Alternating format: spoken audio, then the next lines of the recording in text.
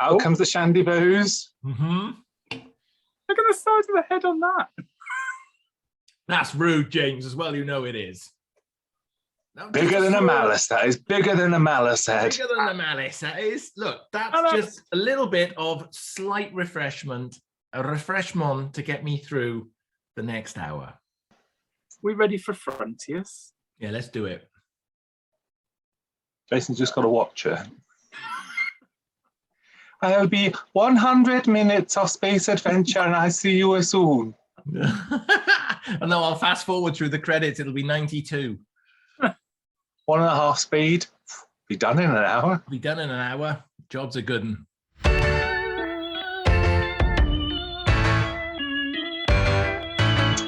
Hello, welcome to Talking About. We are this week talking about Doctor Who season 21. This is part 2 of 4. I am Paul or P-Bal. You need to like this. You need to subscribe to it. Get notifications. We surprisingly do one on a Wednesday lunchtime. Bam! We'll know about it. We won't. I'm joined by... Hello, it's James. And hello, it's Jason. Isn't it exciting to have Peter Pan with us this week? I'm never growing old. Never. I'm just not even going to say anything about Jason. I think it's just leave it. I'm saying nothing. But you did say something to get the camera back. I noticed that. Pot and kettle is all I'll say. Anyway, before Peter Pan and Tinkerbell have a full-scale row here, we start our discussion. Last week, we scored Warriors of the Deep 12.5 and The Awakening 18.5. Thank you to James for those halves. And this week, we start with Frontios. Oh, it sounds mysterious. Do you know what? I'm really slacking this week and last week. I've got the hardback next door. I haven't brought it through. I'll remember to do it for Planet of Fire, I promise. But I'm sorry, folks, I haven't got my hardback out. But I have got one. I'm very disappointed you haven't brought your hardbacks out to play. It's stuck in a queue in Dover. It's still going round. So who has an introduction to this woodlicey treat? Shall I go first? Oh, look at Jason's like, no, you start. And you've already stolen the word I was going to use, which is woodlice. So a lesson in spittle acting from Mark Strickson in this adventure, which sees some giant woodlice in another base under siege type story. And the words I used was really a paint by numbers job on this one. We had a base under siege in Warriors of the Deep, which we have already reviewed, which wasn't necessarily brilliant. The thing with this one is that you know, the base under siege slight twist is you've got these giant woodlice that are actually underneath the earth. So not only is the colony being attacked from above by meteors, which the Tractators are using gravity to bring down upon them, they're also absorbing them into the ground. So when they're injured or they're sort of incapacitated, they're absorbing them through the soil into the ground. So yes, and then the TARDIS crew find themselves drifting at the sort of end of... I always find it quite odd when they sort of say, well, we're on the boundaries of the end of time. It's like, really? What? How? We've seen the TARDIS go right forward, end of the new series, season 3, where they go right to the end of human time. So I always wonder when they say, oh, we can't go much further because we're on the edge of, human time. It's a bit weird, but they find themselves in this far-flung colony trying to understand what's going on. And the TARDIS is supposedly destroyed in a bombardment, leaving just the hat stand. There we go, you see? Yeah, and a pretty hat stand it was. They painted it white, so it was really nice. They did. It looked very grubby by the end, though. It did, to be fair, it did. And it has quite the star part through this story. This again, I think, is another case of ambition outstripping budget. And it's quite obvious through the production on this one. Firstly, with it being an all-studio story, you know, alien landscapes in a studio don't always work. And this one, again, is just one of those that I think doesn't work as well. You've got some really clumsy costumes for Monster of the Week in the Tractators. Interestingly, and it's quite amusing, this, when they were writing this and then they cast the Tractators, they went out and cast actual dancers, people with movement, and then they turned up on the studio day and fitted them in the costumes and found out none of them could move around because these costumes were quite restrictive, and therefore they only able to flap their arms around like this and shuffle a little bit like this. Yeah, there's it's not a bad story, but it just, I don't know, it just doesn't, again, this is another one that doesn't quite hit the mark. It's obviously struggling a little bit with some studio technical problems yet again. But it's I'm going to try and find something good to say about it, but it's not one of my favorites of the season. It's interesting, isn't it? Because having seen that the Tractators as I actually quite like the idea. I like the woodlicey look. I think it's quite a nice. It's very clunky though. It feels very 1960s. It's not far from the Zarbi, is it? That kind of thing of it's a big insect and it's a big insect costume, but then within that you just have these kind of, I don't know, they don't entirely work, which makes it even more bizarre that they lined up a sequel for the season after next, haven't they? For the cancelled season would have had Return of the Gravis essentially, and whatever. Is it in the Hollows of Time? Yeah, with the Master.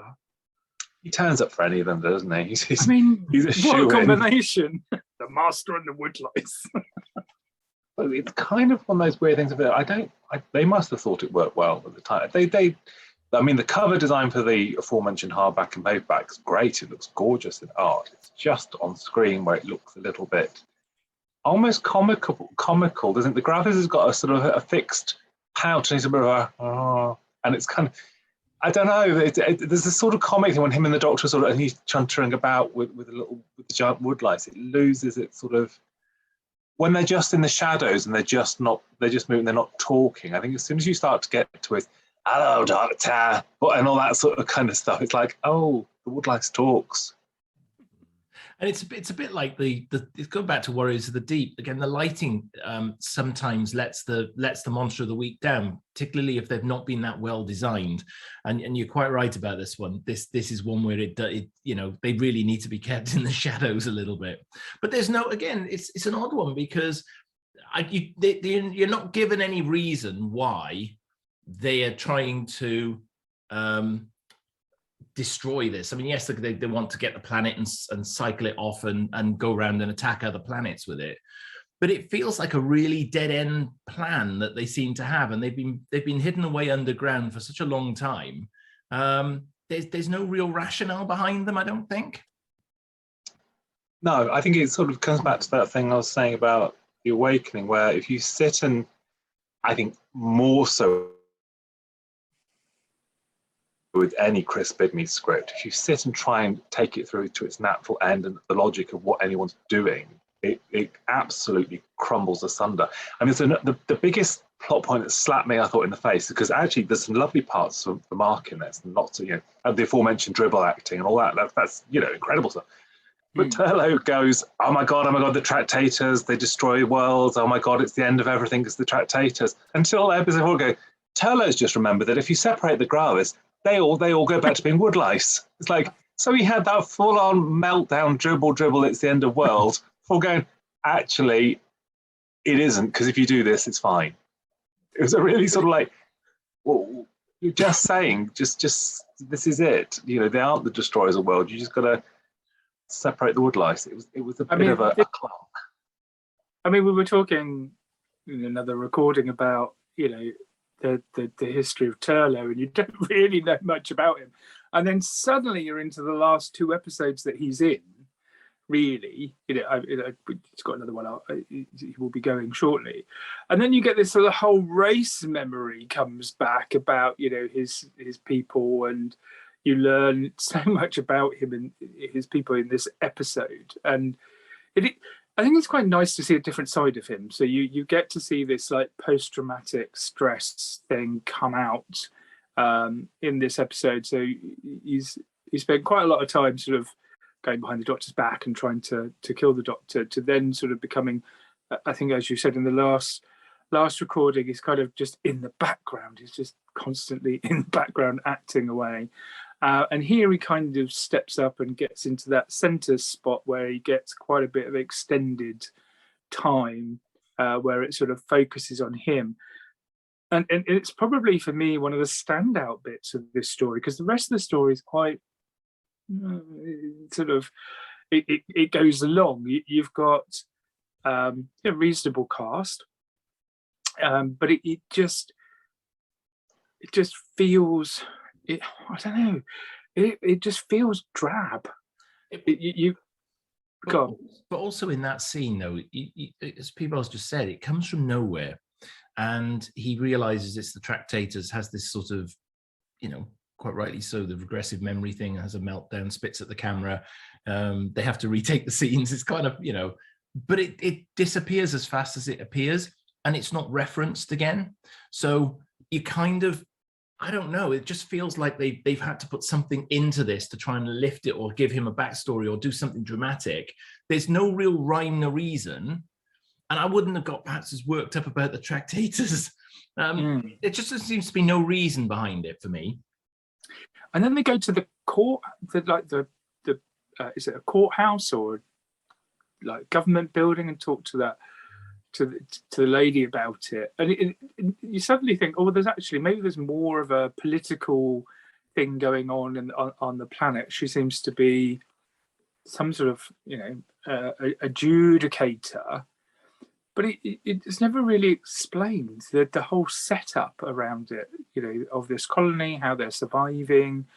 And again, that could have been a really good thing to tap into, but it's kind of not really.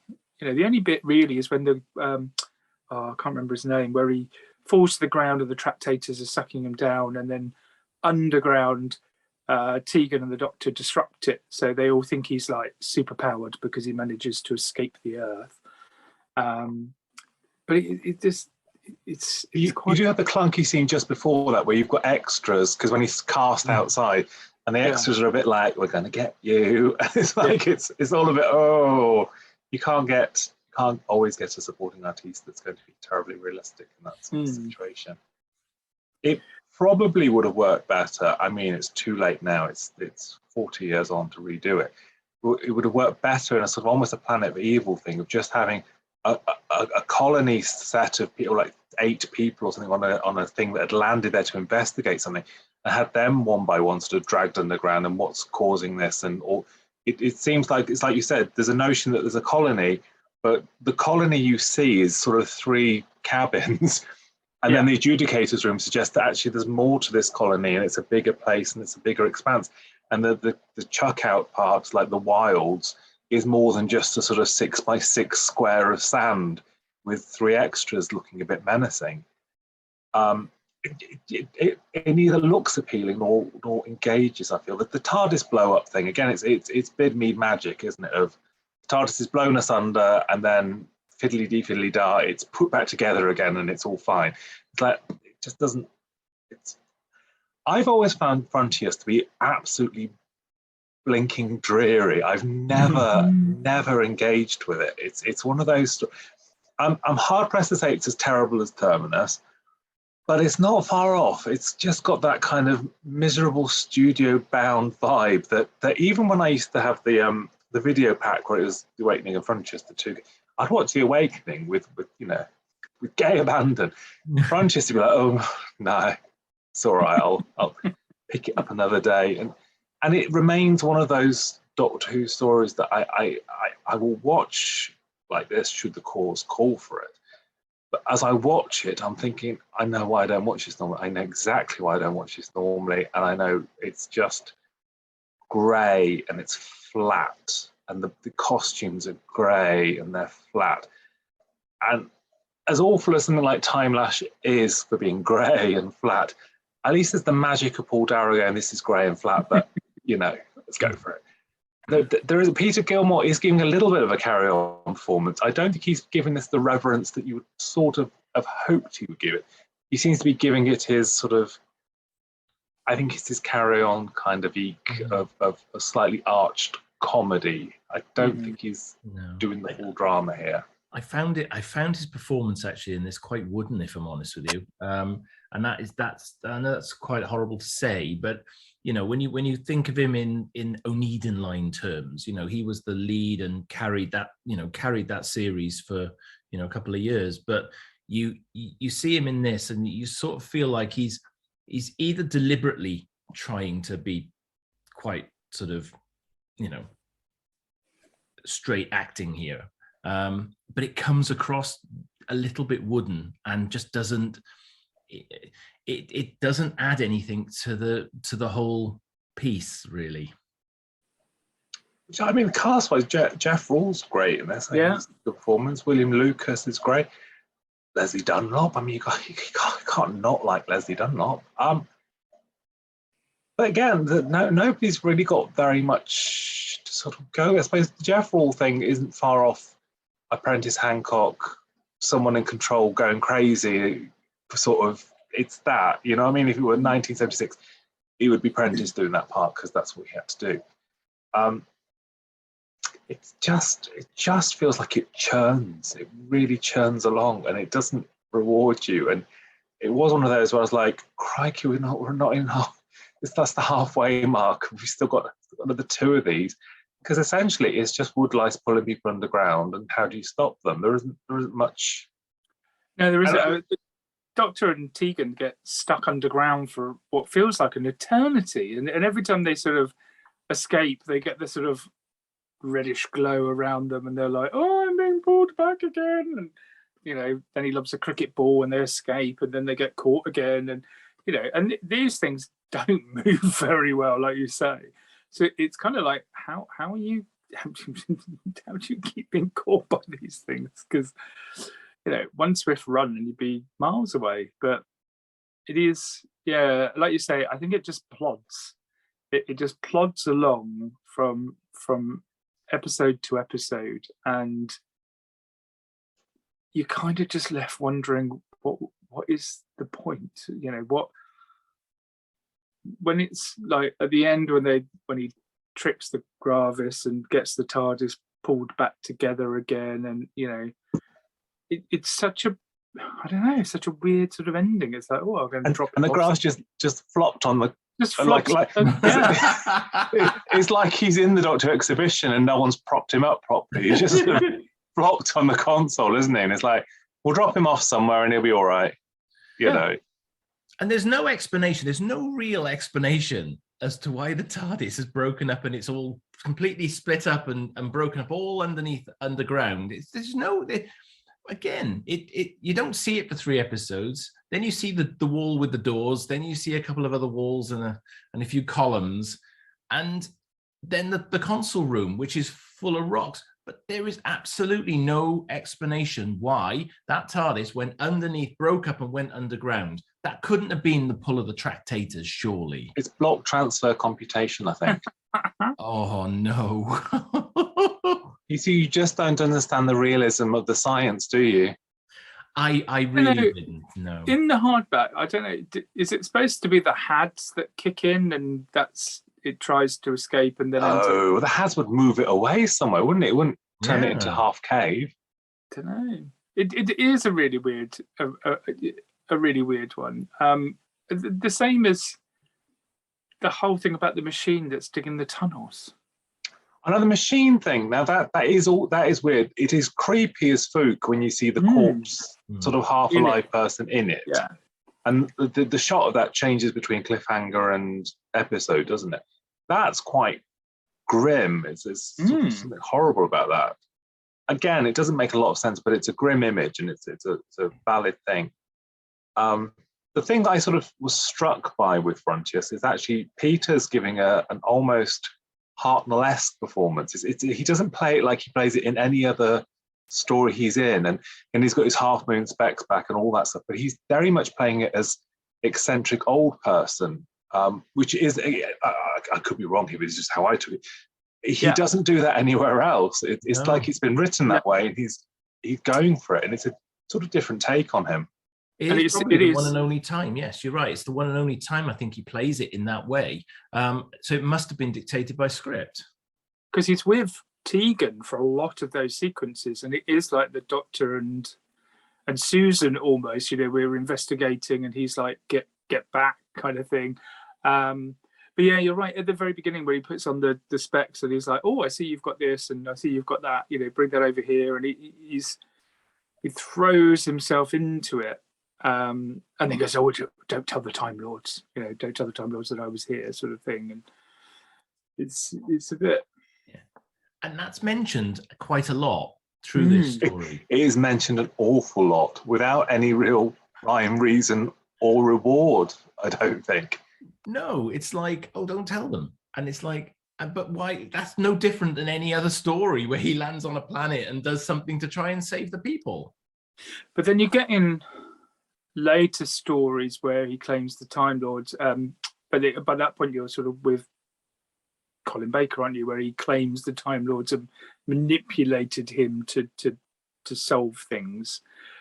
Whereas you're right, there is no. This is what I mean. They keep talking about being at the edge of known time, and sort of don't tell the Time Lords. It's kind of like, well, what, why is that? Why would you not? Because he can't help out, which isn't something he's done in the last 20 seasons of the show. I'm not allowed to intervene in anything apart from every week. Apart from literally all the other stories this season. I also think it sort of comes back, and it's possibly is there a problem that runs through this season? It could be.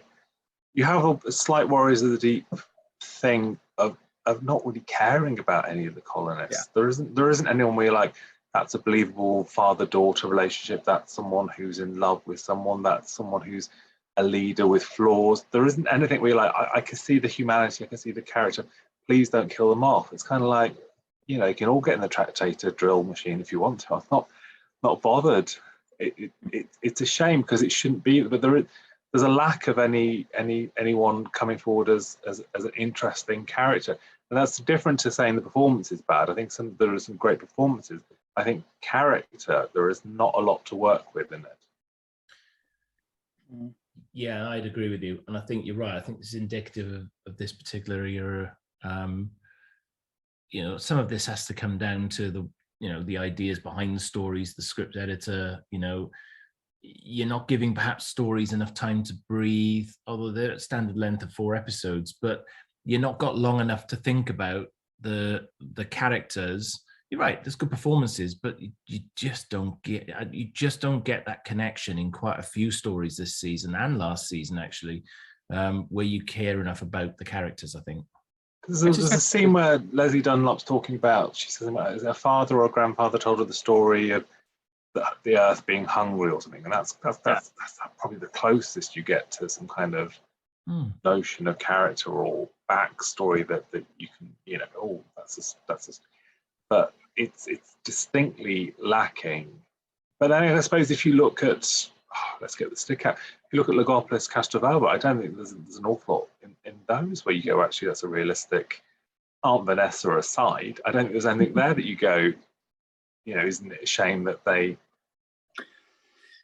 But I almost wish that you didn't have the tractators, or you only saw them at the end, because I think the concept that the Earth swallows people, I think it's an interesting concept, and I think that's a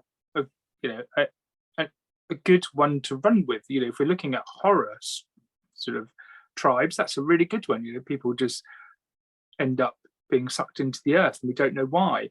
I think then when you show the tractators and they're not that scary, that they look like you could topple one of them with a shove and they wouldn't be able to get up again, it loses that sense of danger and everything. But whereas I think with this one, it was almost the case of if you'd done less with the costumes and more around the mystery and didn't reveal it until later on, still go down into the tunnels and find things that have happened, but don't actually show the baddie until the end. I think that probably would have worked a little bit better. And they've missed a beat. They've missed a beat here as well, though, James, because you're right on the horror thing. This could have had a real depth of that sort of, we don't know who's dragging people beneath the earth. This is the biggest mystery, and that could have been built on and built on. Because obviously that, it's quite a scary concept there, bodies being dragged into the earth. But it's not, it's explained away too easily. You get to know exactly why that's happening, literally from about episode 2 onwards. There's no menace in it then after that. They're dragging people below ground, they're dragging the ship down, they're dragging the asteroids down. There's nothing in it, and you plod along for 3 episodes until you reach a sort of a conclusion with it that isn't necessarily a great outcome for itself. And I think that, again, this comes down to it's neither one thing or the other. So again, this does come down to scripting in a way, because this season and the season before it hasn't got a clear identity. There's no clear direction of where the stories are going, and you get some real good stories, you get some really, really clunky bad stories, but it lacks an identity, which you've had in earlier eras of the show and you've had in later eras of the show.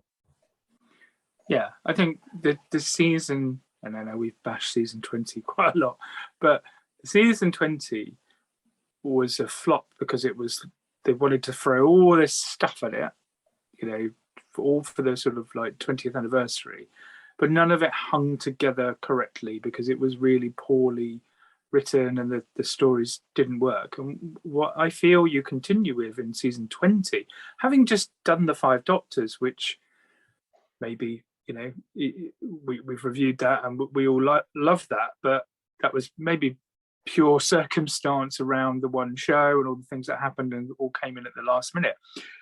Season 21 almost picks up on the same trudge, and that's what it feels like. It feels like you're trudging through some of these stories, and there are some highlights, but when you come to something like this, it's like, oh, it's a base Under Siege story. The aliens aren't very good, great cast. They're obviously trying to do as much as they can with it, but like you say, Paul, there's no characterization. We've seen how quickly you can come to love a character in minutes, given a really strong scene, where we learn a little bit about them or whatever else. And in this, you just don't really get it. You don't, when the guy doesn't get sucked into the earth and then they all think he's a hero, I really don't care. I'm like, take him into the earth. It really doesn't bother me at this point.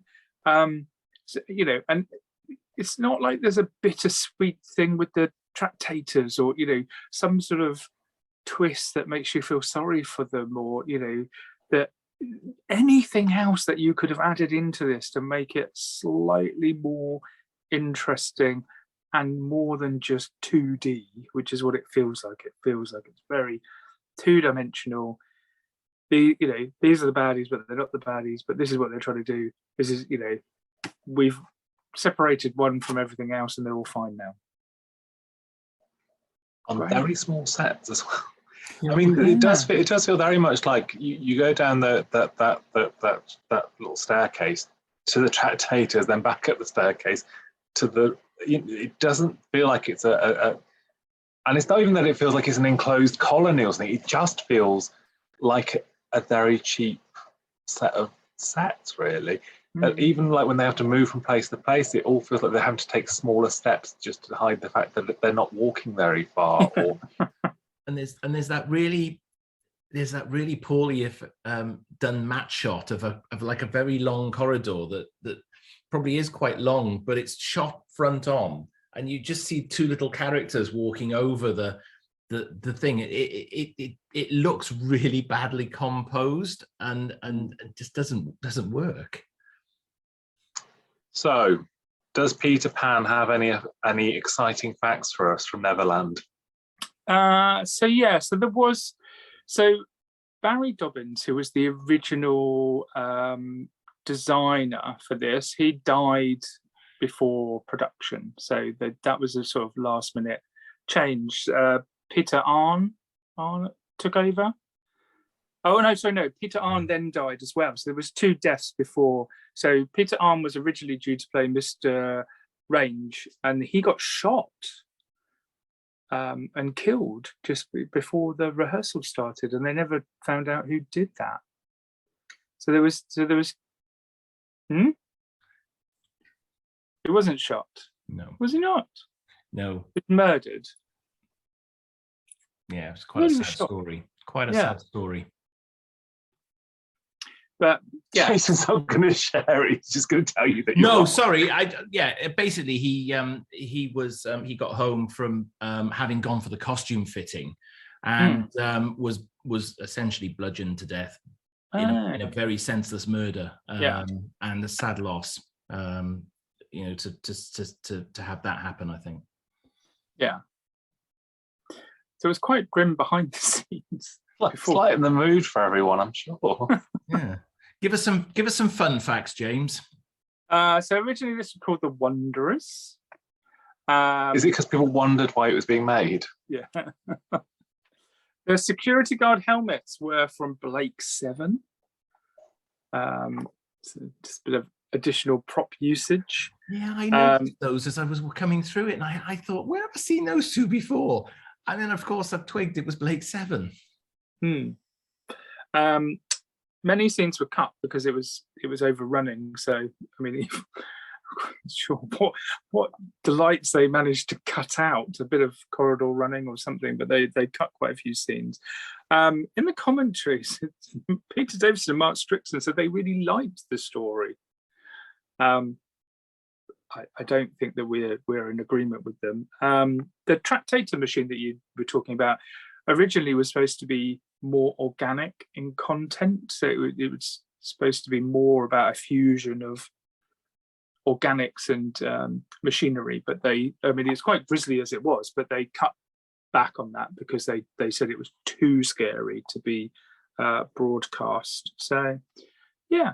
And as you say, there were dancers from Pineapple Studios. They roped in to do the tractators. They roped in. They engaged. They paid them. It was a job. They got a fee.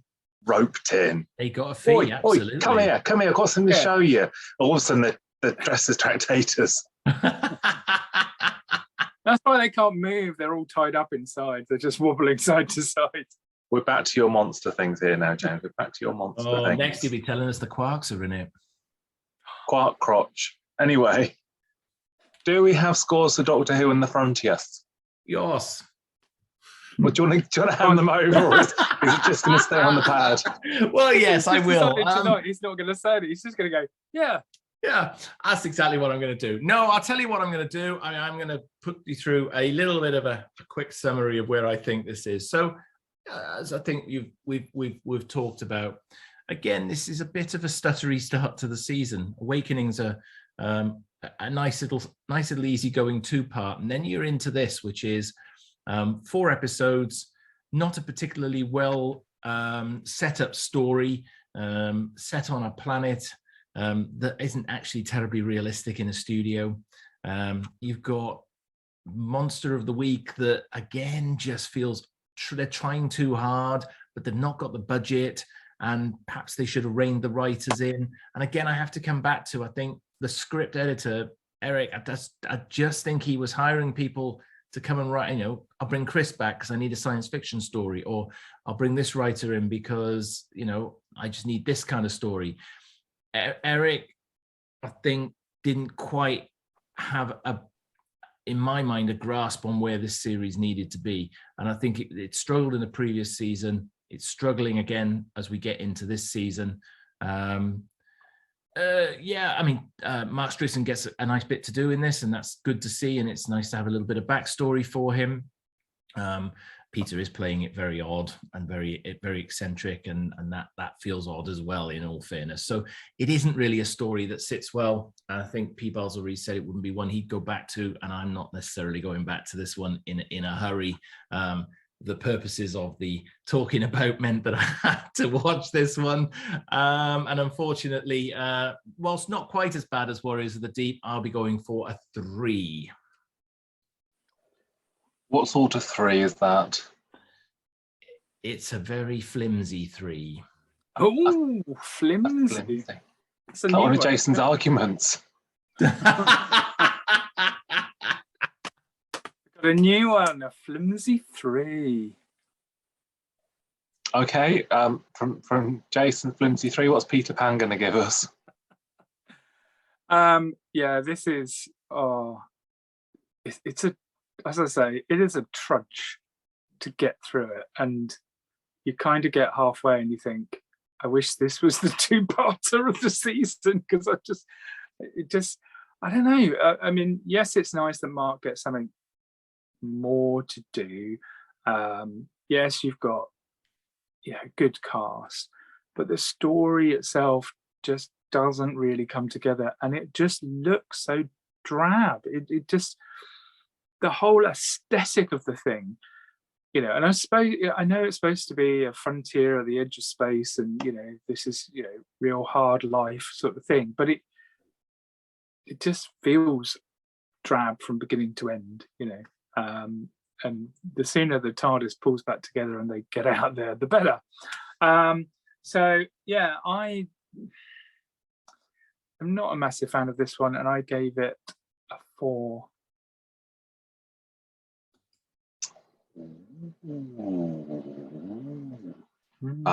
Yeah, I think it's terrible. I'm gonna give it a point for Mark and the dribbling, and a point for Leslie Dunlop, which gives it 2.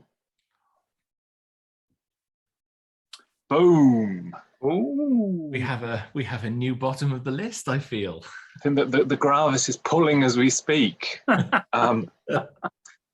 brings Frontios out on 9 points. Sorry, Mr. Bidney. Facts is facts. We have scored that a 9. That might be one of. I think I'm going to go back through and work out what our lowest what's-its are, because that might be one of our lowest scores, because nobody's pushed that into double digits, have they? Anyway, onwards and upwards, and I think this is the cause of the Peter Pan cosplay. We have got Resurrection of the Daleks. I'm optimistic that, it could just be Crisis. Is there an introduction for us? Yeah, I'll make a start on this one. The Daleks are back, and it's been a few years since we've seen them, and I think, for me, a welcome addition back into Doctor Who. Obviously, we saw them in the 5 Doctors very briefly, just that one lone Dalek wandering around, but we're back, and we've got Davros back, we've got the Daleks back, and we're set in modern day Earth, and this is quite a gritty one. So this is where I think, for me, the season takes a lift up. And whilst it's not the absolute pinnacle classic Dalek story that I think we've had, and I think you look at our other videos, you'll know that I've rated a few of them quite highly. What, Dalek Master Plan, is that you're talking about? Oh no, not the Daleks Master Plan. No, not a 10. It's not a 10. It's not a 10. Spoilers. I think it's a welcome addition back, and this time round, I feel that the return of the Daleks is handled better than necessarily the return of the Silurians and the Sea Devils, or Omega in the previous season. So I think there's an effort made here, I feel. I think the location shooting at Shad Thames is just perfect for this story. You get that opening tracking shot down the street, and it comes into the tramp in the doorway, and then the aliens are bursting out of the building, and they're chased by Lytton and the crew. I just think it starts off as it means to go on. There's a definite, much more of a purpose in this story for me. There's some real good characterizations in this one as well, and you do get a sense that I feel a little bit more for some of the characters in this one, but I think right from the beginning it sets the tone, and it doesn't disappoint. And even at two, as I watched it back in the day, 2 45-minute episodes, I think that was perfect. And I think it benefited from being 2 45-minute episodes. I'm not entirely convinced it would have worked as 25s, because I don't think the cliffhangers were turning kind of that way. But I like this story, and I think this is where the season lifts a little bit for me. So the aliens running out of the warehouse at the start, what are they doing? What's that then? Well, I'm wondering whether they're escaping from the Dalek ship in some way, or the Daleks were on a mission before they went and got Davros. I'm not entirely sure. It's not really explained. It's not explained at all why you have. They look like the leftover extras from Destiny, the Daleks. They all got their random outfits on. Oh, they They all come running out of the warehouse. They're all gunned down, and then Lytton gets in a hissy because they haven't used the right sort of things to dispose of them. And then he's like, you wasted good material, we could have turned them into clones. But why would you want clones of people that hadn't got any influence in anything? I think that's because I thought the point was the Daleks have been going through the time corridor, picking up people that would be of influence, but they kind of just scooped up a whole load of people, brought them there. The ones that were of use, they cloned. The rest they killed. That's a terrible. What plan is that then? You just scoop up as many. If you've got the technology to time scoop masses of people, would you not just bump them off? And if you've got the technology to time scoop people, would you not just time scoop Davros off the ship rather than going through the whole rigmarole of invading the ship? There's that really weird scene later on. I'm sorry, Resurrection of the Daleks is, for me, one of those absolute bugbears. If you try and make any sense of it whatsoever, you will fail, because it's just nonsense shit from start to finish. It looks beautiful, and I agree with you, Jason. The stuff down in the Docklands and all that film stuff. Matthew is a great director, and he's got an amazing pun attack with it. It looks incredible. Love all that stuff. But it makes no sense. There's a bit later on in the TARDIS where Rodney Bewes says something about the Daleks had transported the gas canisters to Earth to keep them hidden in the warehouse, to lure a bomb disposal unit to the warehouse that they could then clone so that they could watch the gas canisters and make sure nobody interfered with them. Why not just put the gas canisters on a planet that's not inhabited? Why not just put the gas canisters somewhere in the ship where they're not going to go off? It seems it's a real kind of Cyberman. Phase 1, send canisters to Earth. Phase 2, lure someone to look after the canisters that doesn't know what the canisters is. Phase 3, replace them with clones so that they don't get... It's like, oh God, who's planning this shit? That's not a great invasion. There are definitely elements that do not hold up to any kind of scrutiny. I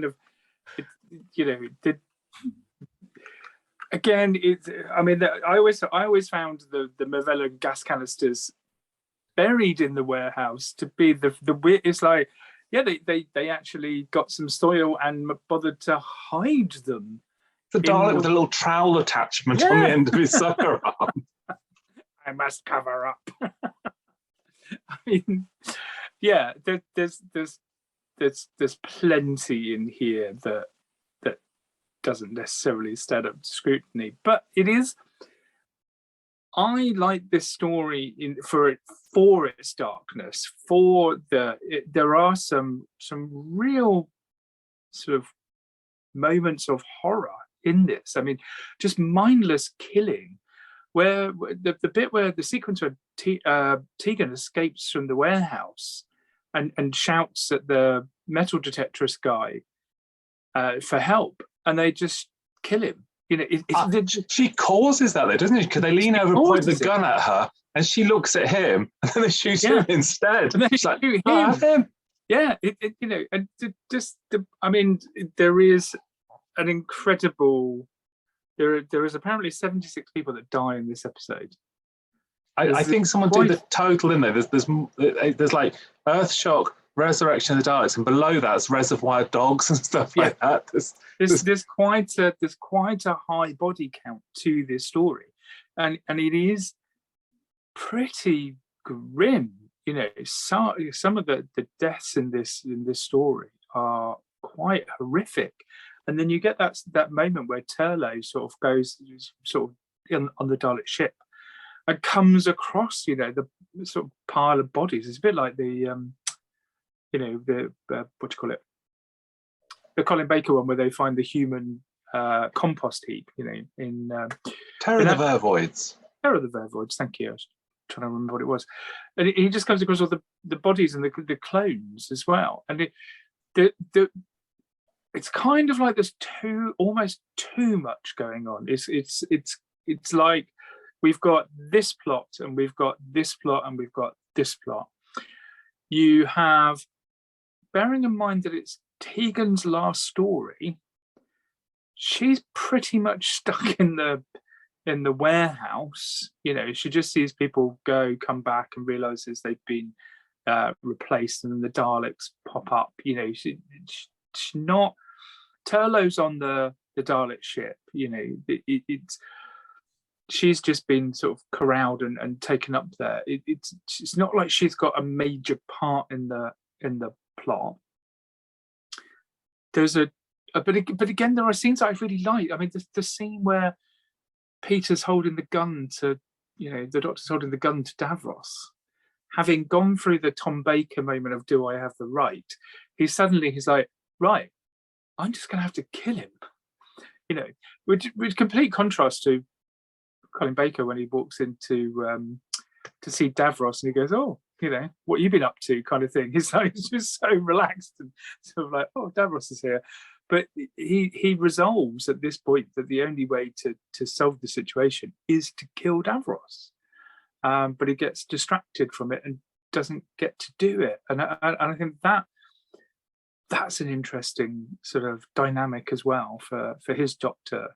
So this in amongst everything that doesn't make sense, there are some really, really good, powerful scenes. The clone thing doesn't make any sense whatsoever, because sometimes they need the original, sometimes they don't need the original. They've got Tegan and Turlough on the shelf there. They didn't need the originals for, but then the others they do need to capture the originals.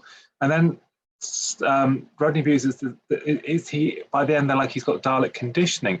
So is he a clone of the original that's conditioned by the Daleks, then loses his conditioning and reverts back to being the original? In which case, why bother making a clone that's not originally conditioned to? Yeah. It's just, there's a lot of mess. There's a lot of mess in there. And I think that's compounded more by when the thing is basically finished and the Black Dalek appears on the screen with a white backdrop to do the no. Well, you're all doomed anyway, because we've also replaced everyone around the world that's in different parts of, you know, different parliaments and positions of authority. It's like, so you've replaced everyone around the world, and human civilization is going to fall down because Dalek clones are now president of America or whatever. And it's like, that's like another really weird extension to your unusual scheme that makes no sense originally. And nothing is ever followed up on it. Oh dear Lord. There's a throwaway line where the Doctor goes, "Yeah, I think the clones will be unstable." It's like, well, hang on. So if you've replaced the entire, joking aside, if you replace the entire parliamentary cabinet with clones and all of a sudden they stop working, they'd all be dead. So you would have no government. And it's kind of like, well, that would have an impact. So even them just being unstable doesn't help you, because that means the originals have gone. Because the Colonel Archer and all that lot, when it arrives, we're meant to believe that they're the actual ones, because then he goes off to see the policeman and the policeman kill Colonel Archer and he comes back because they're clones now, because they started acting like clones. But then not everyone as a clone acts like a clone. So are the degrees of cloniness within it? It just doesn't, because then why is Chloe Ashcroft not a clone? Or is she a clone? But she doesn't know she is, but she knows that they are because they're acting more cloney. It's like, what? I can't stop the confusion in my mind. It's just, it's the basic gist of Daleks and Daleks and Movellans have carried on from the last story of they can't outdo each other because they're both logical, which in itself makes no sense because the Daleks are actual little creatures in there. They're not logical. They're not robots. So that's a storyline which should have been left behind because that didn't make any sense. That the Movellans are the ones who've gone out the ball and worked out how to do this gas. But then they've had to go back to Davros because he's the only one who'll be able to work out how to do this gas. And as soon as they do get Davros out, they decide that he's not to be trusted, as he wasn't in the last 2 adventures, and just decide to kill him anyway. They've gone to all that effort with their time corridor and they're invading the ship and the prison ship. Just exterminate Davros, and while you're there, do listening because we don't want him in the next story. Okay, when you put it that way, nobody's noticed there's a smell in here though. That terrible smell. Where is that smell? Have you got bacon on your face? No, it's Dalek gas. He's affected by it. Been affected by Dalek gas. You're meant to go, what's that terrible smell? And then just shoot him. Yeah. You won't see me in the next episode. That scene though is horrific. Where you've got like his face is like melted, and then later on when they're trying to sort Davros out, and he's got his back to the camera, and he's like, "What's wrong with me?" And then he turns around, and his hand is all disfigured, and his face. There was some really. I remember watching this going, "My God, that's so grisly." Yeah. It's really dark horror stuff. This is where Eric comes in. You look at it in the next Dalek story he writes, and you look at it in this, and he has definitely got a slant to his writing that plays very much on this sort of gruesome, this sort of horror level. And he's not afraid to write stories where people are being gunned down left, right, and center. People are having their faces all wiped out with gas, and and people are losing their fingers and being all disfigured. It's a trait, isn't it, of his? And he writes in a very dark way. And it was interesting actually because I think I saw an interview once where he looks back on this story and thinks he should have written it lighter than he did. And forget all the plot points that make no sense as far as time corridors go. For him to look back and say, perhaps I should have been a bit lighter with that one, that says a lot about the fact that it was written very, very dark, very, very darkly in the first place. I mean, there can't be many, for want of a better expression, children's Saturday family afternoon, family entertainment shows, which start with a bunch of people being slaughtered by machine gun. Pump action shot. It's kind of like that isn't, you would never do that now. You literally, a Doctor Who episode starting with all those people being gunned down by policemen, because essentially that looks like policemen in the street is kind of like, and you even have the sort of added grotesqueness of the homeless guy who that they turn to, and they do him as well because he's there. It's kind of like it's brutal. I mean, the thing. I'm sounding like I think if you can switch off from thinking what's actually happening, you can probably enjoy this more. I like the fact that the spaceship is actually meant to be a bit run down. I like the fact that you have to kick the doors to get them to open. That the keys don't. I love all that. That's a nice take, because ordinarily you assume in the future that everyone's got super wonderful spaceships and they're all wearing white leotards and it's all wonderful. Whereas this is like, actually, this is grimy. The captain doesn't care. This run down. It's demoralised. It's like working at the range. It's kind of just a bit depressing. I'm saying that from experience, folks. I'm not just being unkind. There is that kind of thing, and I like that. That's a nice take on it. So there are things that I do like about it. I think Terry straight away is really good as Davros. I know some people like a Wisher and nothing else, but I think very much so. I think Terry's into that straight away, and there's a lot of goes into that, a lot of characterization, I think. He reaches, and obviously, sorry. Yeah, I was going to say he reaches. He's really Davros from the get-go as well in this, isn't he? Because almost within the first couple of scenes of him waking up, he's building to that sort of crescendo of "I will be the leader of Daleks," whatever the lines are. But he builds and it builds and it builds and it builds to the point where he is absolutely at his most maniac. And it happens a couple of times during the story, and he really does. He lands in there and delivers Davros and makes Davros his own for the rest of the classic series. It's a performance that's rating right up there.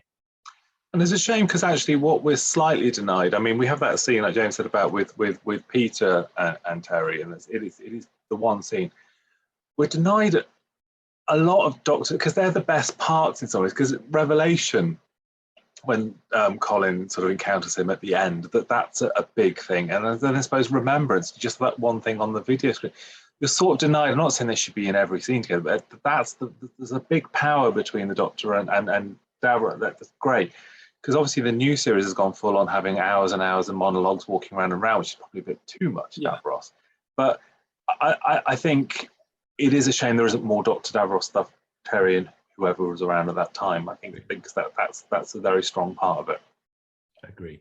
And we can't go through this story and not mention the fabulous Rula Lenska as well, can we? Yes.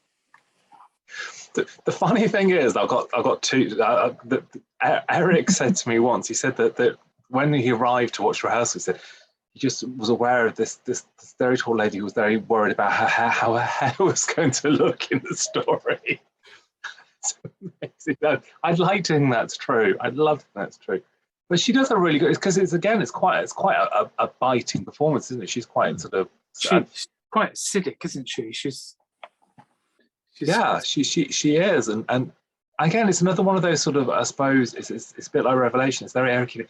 I don't think she has a scene with TV Doctor Who, does she? I don't think, there's lots of lovely photos of them on set for the press call, but I think it's one of those things again where Doctor Who goes through a lot of this story with a lot of people he doesn't meet once, he doesn't interact with them. No, he doesn't. In fact, he doesn't really see a huge amount of anybody on the actual space station, because his scenes are either in the warehouse or on the Dalek ship. Mainly with Stein, isn't it? You know, a lot of the bits are with Stein. You get that. Oh, go on. No, so I won't spoiler it, but when we did the Who Talk commentary, at the end of it, Rula came and did it with, and Toby's like, last thoughts on this, and she goes, "Do you know what? I wish I'd worn a bra." So you don't get that sort of stuff on the BBC One. You get that on Who Talk. Wish I'd worn a bra. That's why I always think James is looking at the crotches. I'm looking at the bras now. That's where we're at. We've established a new trend this evening. I've also got a lot of time and for Rodney Bewes in this story as well, because you sort of should see it coming. Lots of people probably did see it coming, but back when I watched it originally, I didn't see it coming. And I didn't see that he would flip and become a almost Dalek agent, if you like. And this comes back, we've said this a couple of times about some of the casting choices in Doctor Who around this era and perhaps a little bit later. And they go for, they take a chance, or they go with a random sort of choice, because Rodney Bewes known for comedy, not known for potentially on television, serious drama, potentially. I might be talking through my wherever on that one, but he's done a few, hasn't he? Done a few dramas. But I kind of feel that it wouldn't have been the kind of role you would have associated, because there's no comedy in that role for him. He's playing it very much as the I'm scared, and I'm sort of, and he's luring the Doctor all that time to get the Doctor where he needs him to be. And then he turns into Mr. Nasty, then has the Dalek conditioning thing at the end. It's actually completely not, it plays against the kind of roles I think Rodney Bewes would have played, particularly if you know him from the Lightly Lads. So just thinking about that as a character art, Stein is part of the group of aliens that break out the warehouse and get shot down, apart from him and William Slay, who the Daleks know is gone back into the warehouse because they appear on the second floor when he appears just by coincidence to kill him. But he's been sent to wait there for the Doctor to be ensnared by the time corridor, to meet him by chance, to lure him back up the time corridor to the spaceship, to get him cloned and have his memories taken, his memories and things he's taken away, even though they haven't needed to go through that process for Tegan and Turlough. They've just guessed what they might know. But the TARDIS can be sucked up the time corridor, so to speak. So why not just drag him to the spaceship and just do it without having the Rodney Bewes clone try to lure him? You're overthinking. You're overthinking it. I think the trouble was, I think it's been overthought in another place, and it's not me that's overthinking it. I mean, I like that sequence though, when they're trying to clone the Doctor. I mean, you get the classic sort of flashbacks to, you know, whenever anything's like happening with the Doctor's brain, you always get some sort of flashback. The only two people you don't see are Leela and Chameleon, I think, in that sequence. You might see Chameleon, but you might be pretending to be one of the others. You might be pretending to be someone else. But I like when you see when they sort of reveal Turlough and Janet just lying there on the slab. They look really quite eerie, you know. Mark's like ginger hair is really bright on that sort of white background, and then you get the Doctor realizing that Stein's conditioning isn't as good as, you know, as he thinks.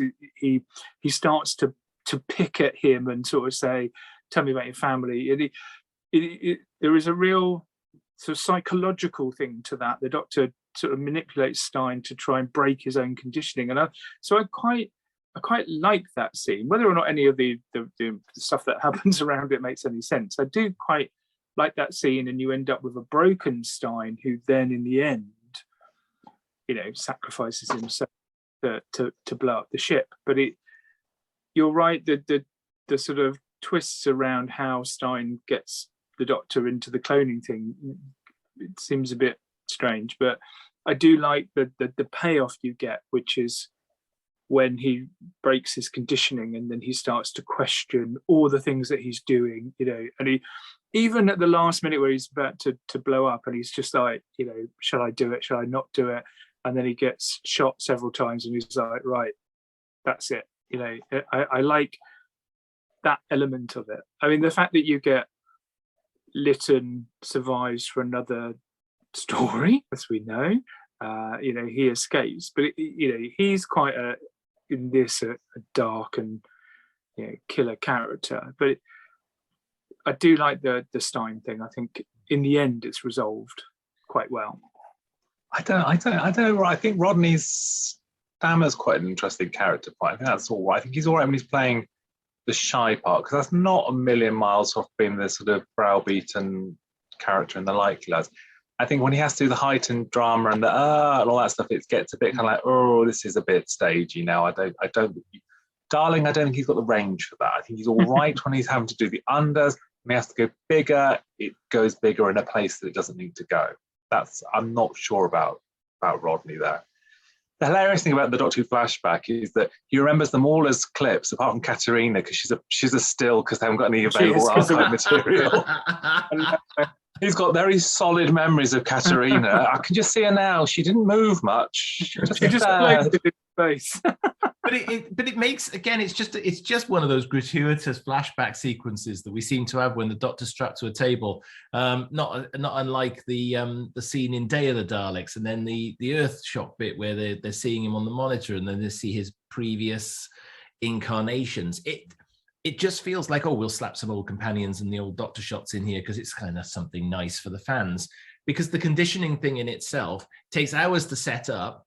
Everybody else seems to be conditioned or not, as the case may be, real quickly. And we have to have this whole flashback to make the duplicate Doctor. Again, the scene just doesn't really play out and make much sense, does it? Russell T Davies wrote a part for, like, in the 2006 annual, I think it was, who said that this was like in his chronological thing in his head before, you know, when he brought the show back, this was one of the first acts of the Time War, was them trying to kill off the High Council by duplicating the Doctor. It's not, you know, by the time we get to the next Dalek story, it's, you know, he's using, you know, dead bodies to recreate the Daleks, but it is supposed to be, you know, bigger picture stuff. They're trying to destroy Gallifrey through this. How are they sending these clone Doctor Who and his plucky assistants back to Gallifrey then? If they haven't got a TARDIS, because there's a scene of like, oh, Davros's Daleks are trying to break into the TARDIS in reception. Can you go and deal with them, love? If they haven't got a TARDIS, then they'd have to land on Gallifrey. Then presumably you'd be using their very handy time corridor. But the Time Lords, who in our recently reviewed Invasion of Time wouldn't let anything through the transduction barrier, would they be letting through hokey old clones of TV's Doctor Who just to see whether he wants to assassinate them? It seems a bit kind of. And back in the 60s, they already cloned Hartnell, so it's not like something they haven't done before. They have weapons on, or it's oh god, it just doesn't make sense. It's brutal, and there's a lot of very slow people who aren't quite willing to pull the lead. Like so Ruler, when she gets killed, she goes in and they shoot her fine. But the other two stand and fire, but rather than just pushing the lever below in the lock, because they're going to die anyway, because everyone shoots her. The one girl is Lindsay, isn't it? She has to wait for the other wall to be blown through because of the paper effect. And it's just kind of like this very narrow room where they're all firing at each other and missing. And then she doesn't just pull the lever and blow the ship because she's going to die anyway. There's some brilliant death scenes though, because she the one that sort of like throws herself backwards and goes, ah! She does a good throw.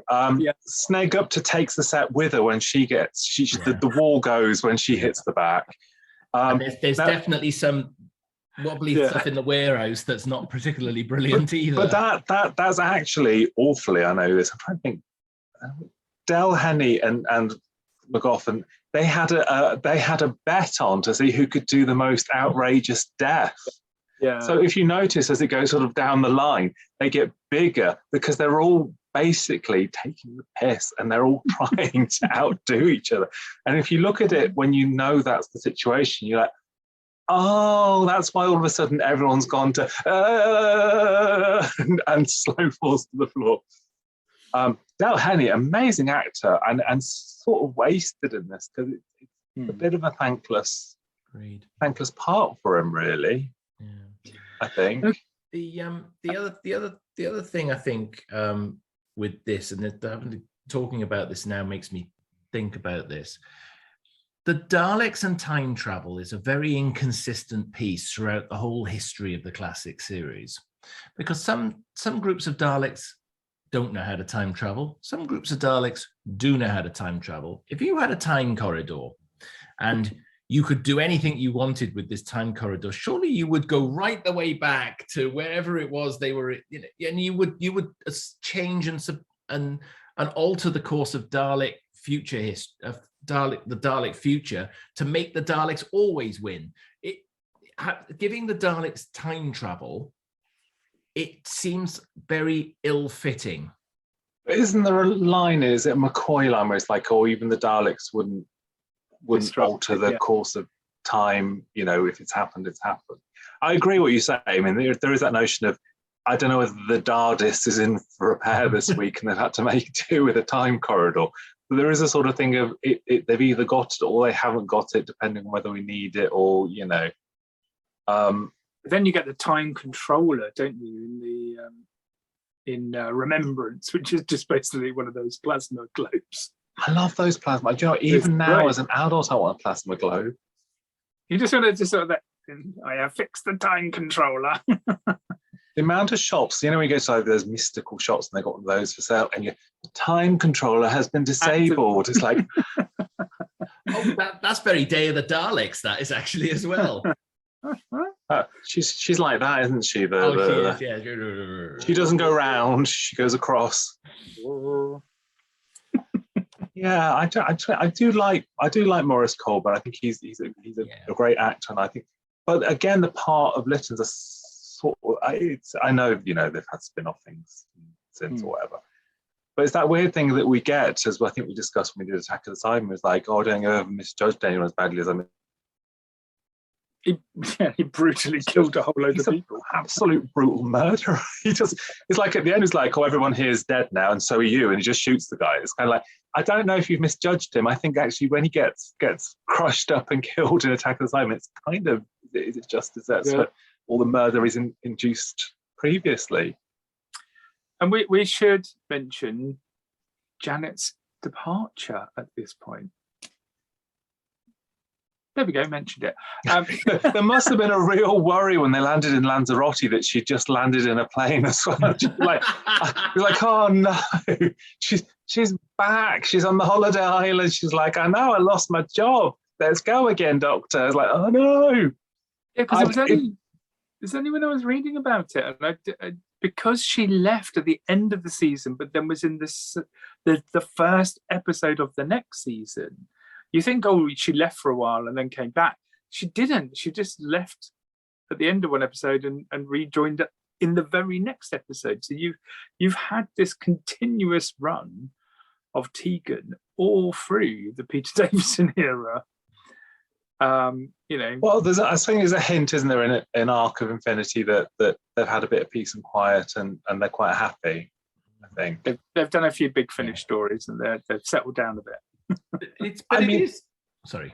No. No, I was going to say it is quite a quick exit. There's no real sort of build up to it. It just sort of happens. And does she run back at the very end? Because she changed her mind.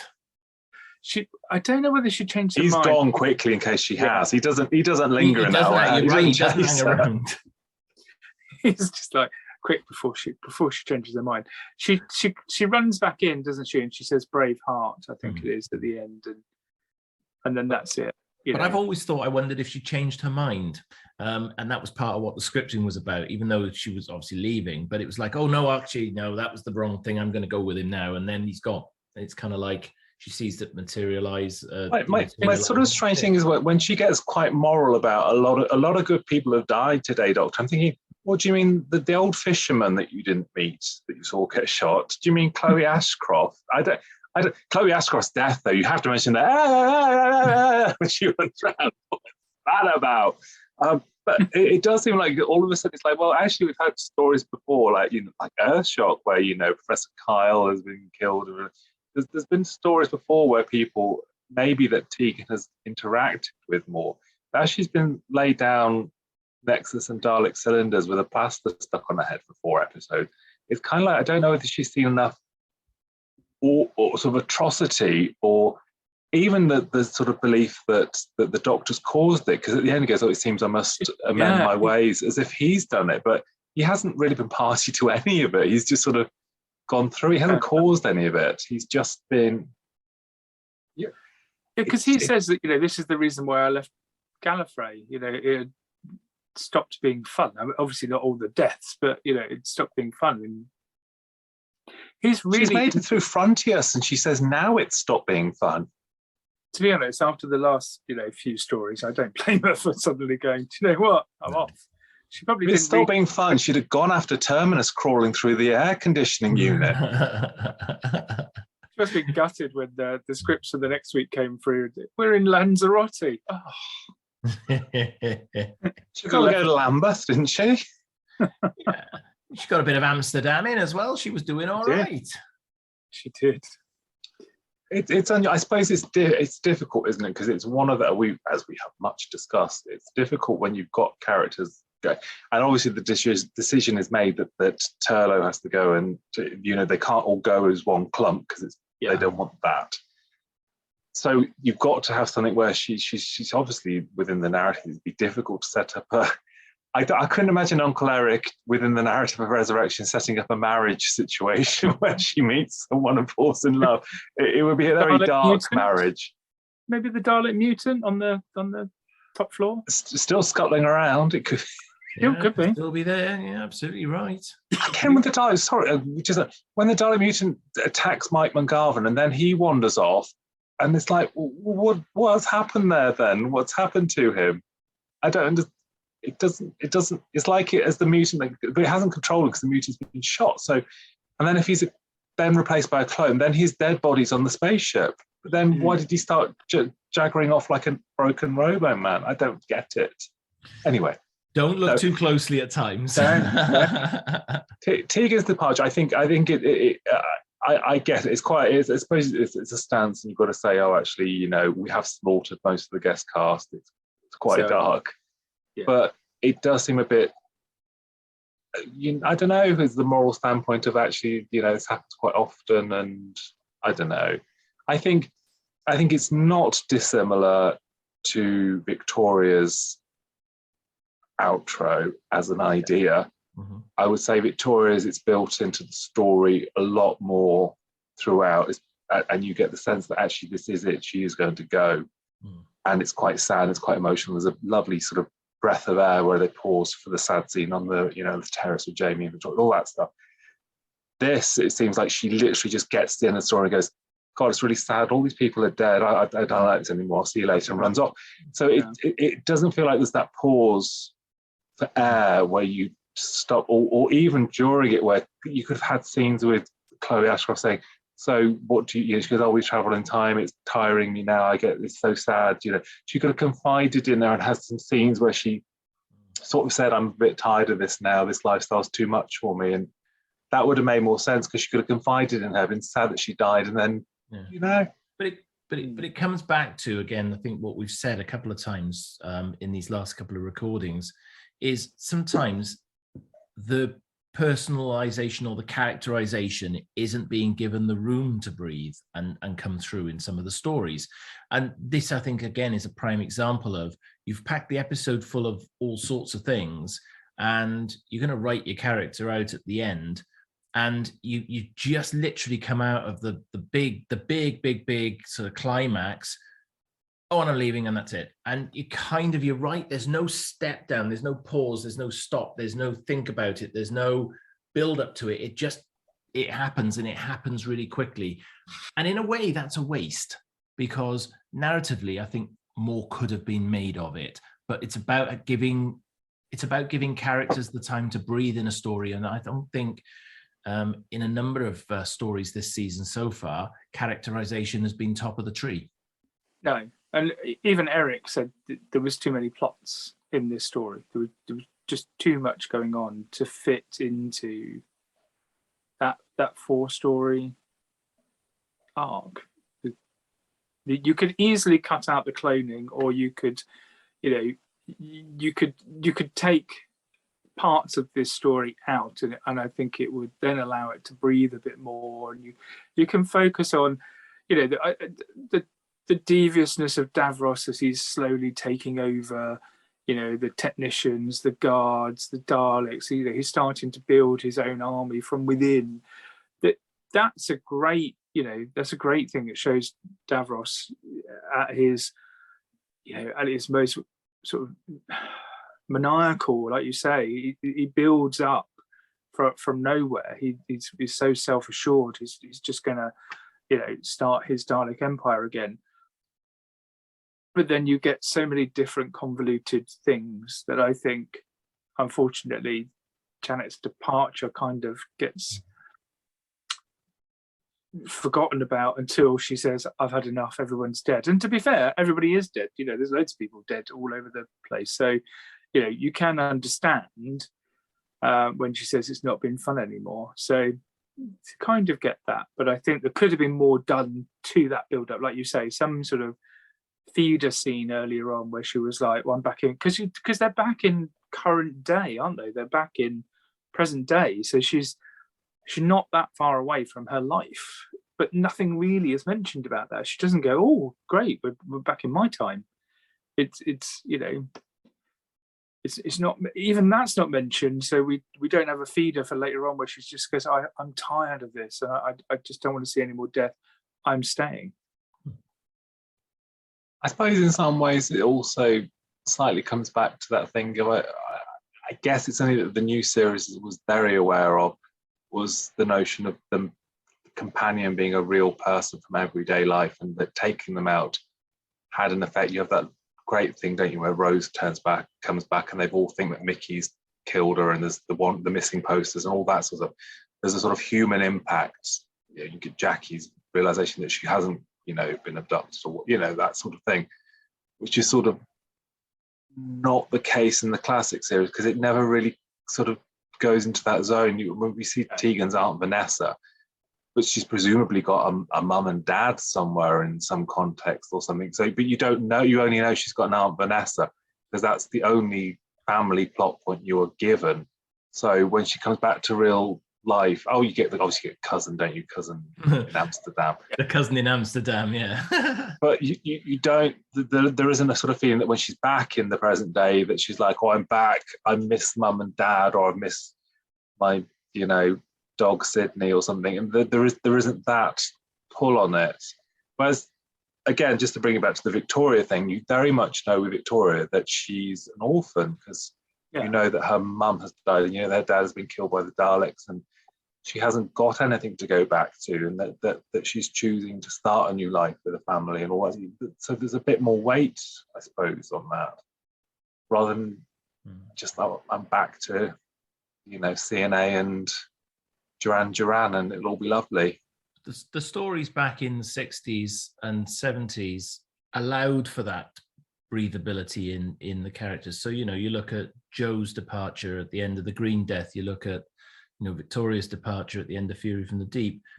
They had time to think about it. They had time to write that in, and they thought about it more in advance. And you sort of sometimes feel with the Davison era onwards, they just didn't have that sort of time or the flexibility in some of the scripts to write in that way. You had the big introduction scenes in, for Perry in Planet of Fire, as we'll talk about in a future video. But I just don't know. It feels almost like as time's worn on, the companion leaving isn't given perhaps as much spotlight as I think it probably needs. I mean, Adric is blown asunder, so it's a big deal. But then the reaction to that is that we're back next week and we've dropped off the crew of the ship, and we're now not going to deal with the fact that our travelling companion has been blown to pieces. We're going to have a joke about cricket and land at Heathrow for our next lucky adventure. It's difficult because it wasn't geared up for that to be that sort of show, was it really? I suppose you could do the emotion, but it wasn't geared up for a domestic sort of thing, if that makes sense.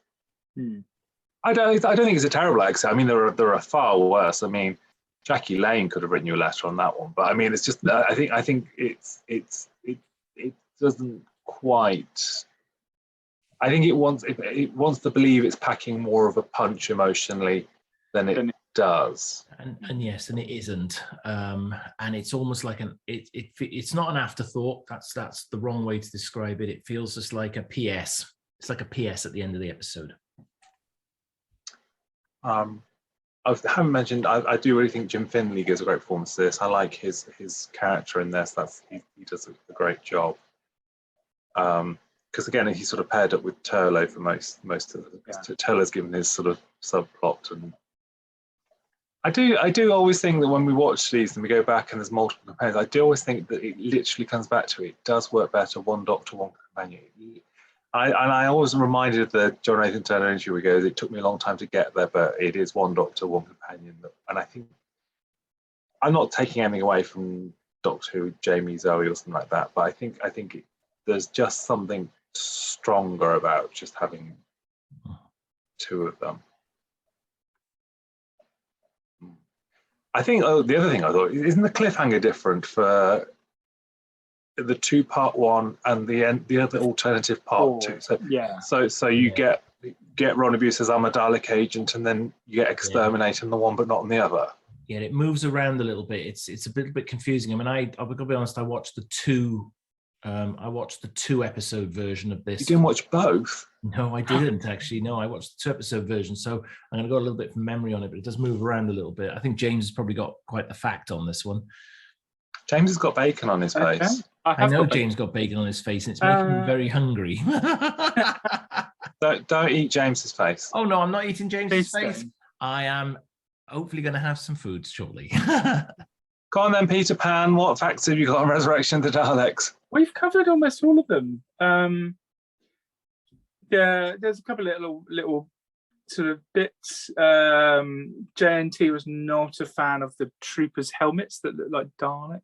The bubbles. It does look like a big willy coming out of someone's head, though, doesn't it? Yeah. Let's just confront the elephant in the room there. It's a bit dickhead, let's be honest. Didn't like the shiny helmets. Yeah, everything else everything else that I had we have covered as we've gone through the conversation.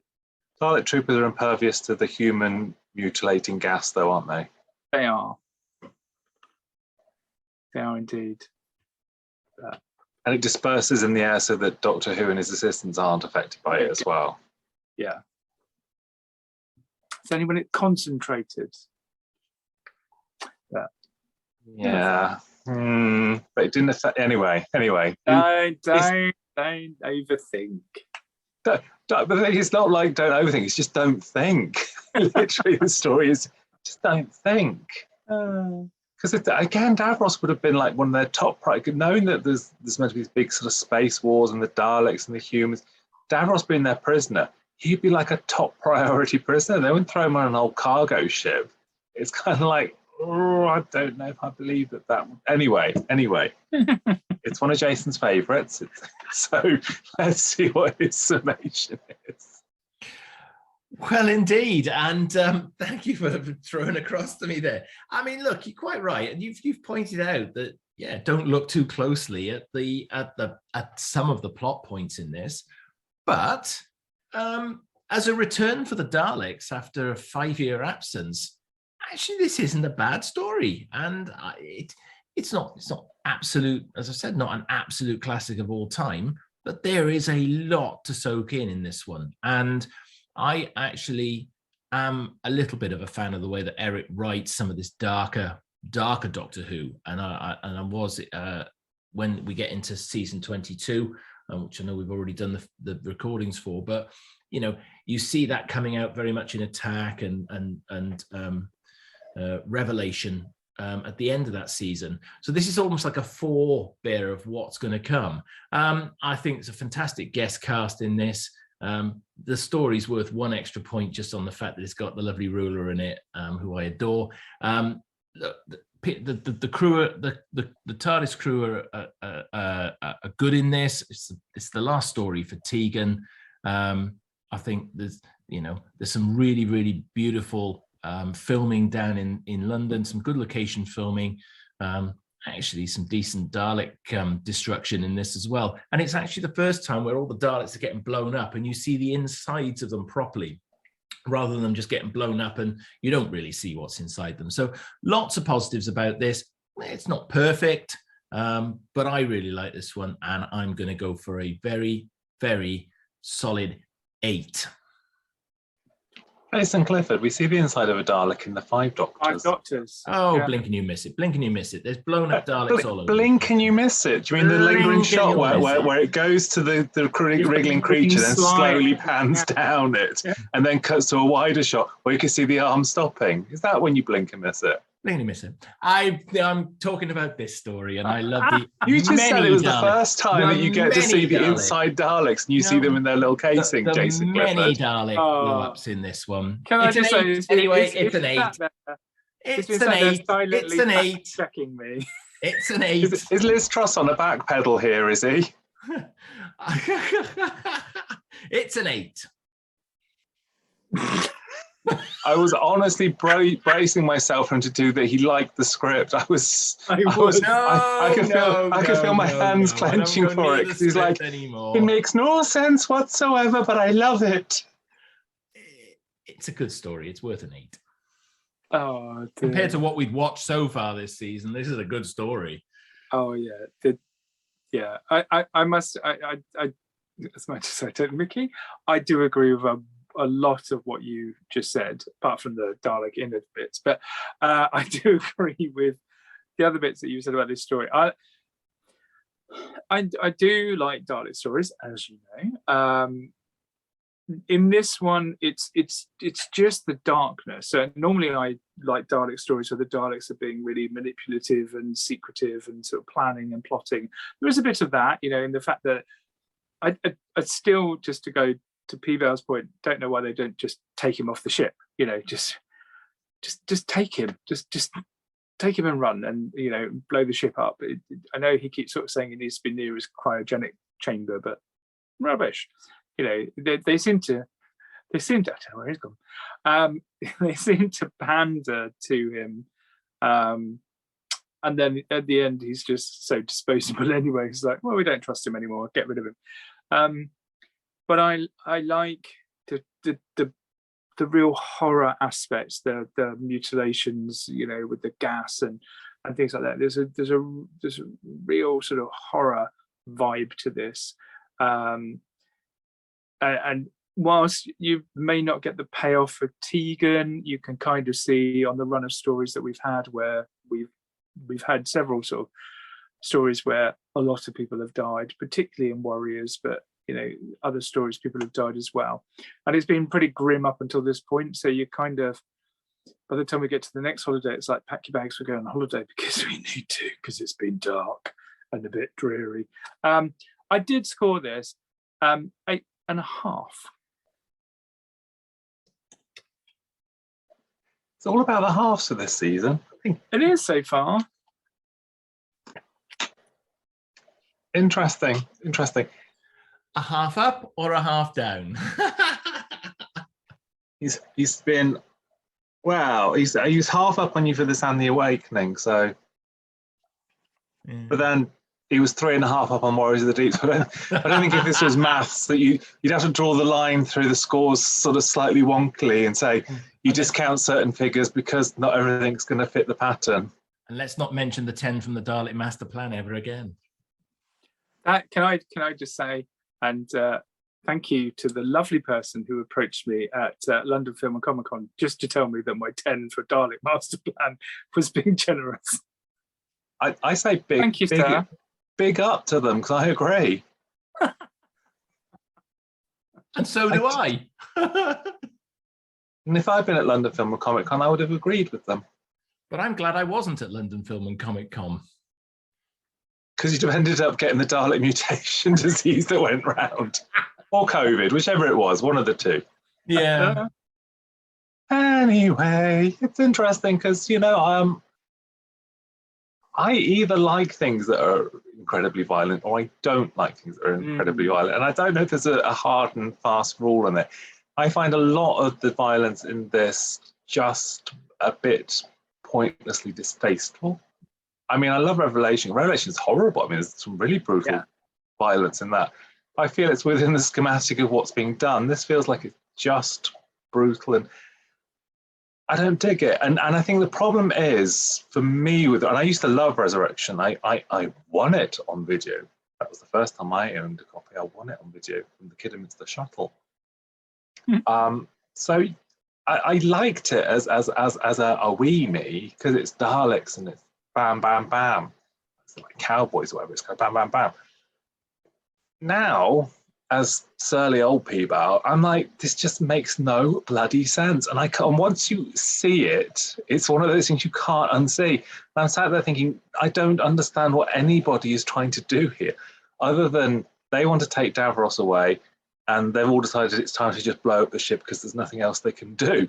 There's kind of like, there's just those two plot strands that sort of hang together. Everything else with clones and time corridors and mysterious policemen. I mean, God, even the policeman stuff, that doesn't make any sense. It's not even cleared up in Attack of the Cybermen why they're wandering around dressed up as policemen. It just doesn't make any sense. So, unfortunately, brace yourself for it. You brace yourself for it. I find it, you know, it's not the worst thing I've ever had to sit through. But I don't think it's all that. And I gave it 5. Ooh. That's an interesting score. That's half a master plan from James. It's no master plan. It hasn't got the monk in it for a start. Don't get me started. If only the monk had turned up at the end of the time corridor. Hello. I've just finished my thrilling adventure with the Gravis. We'll find out more about that later. Yes, well, even with my 5 will make you get up, sing it. It still makes Resurrection our season leader at the moment on 21.5. Ooh. So the top four currently are Resurrection on 21.5, followed by Awakening on 18.5, all these halves. Warriors of the Deep, 12.5, and Rock Bottom, Frontios on 9. I think it's the Tractators pulling it down. It's been It's pulled definitely down. a gravity thing going on there, isn't It'll it? be on minus recording, by the time we get to Twin Dilemma. It'll just keep getting pulled further down. Spoilers! Hashtag spoilers. It's all right. Jason will be dribbling like Turlough in a minute.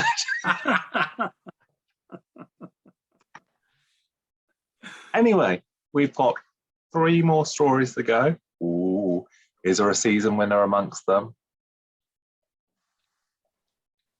Thank you very much, guys. Thank you, as always. And yes, indeed, a pleasure, as always. I think Jason's puppet operator's failing.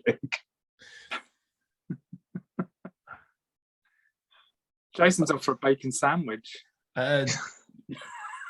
Well, no, not after what I've just sat through for the last hour and a half with you. Shots are fired with your bacon, that's put me off bacon. It actually is, it's very well done, but I've gone off crispy bacon. I'm off for my monkeypox facts. Should have just smeared yourself a little bit of Marmite for him. Oh, and then you would have been talking. Anyway, don't forget to like it, subscribe it, get your notifications, write things below when we're talking on Saturday morning, and we'll look back and all that jazz. Comment. Thank you much, guys.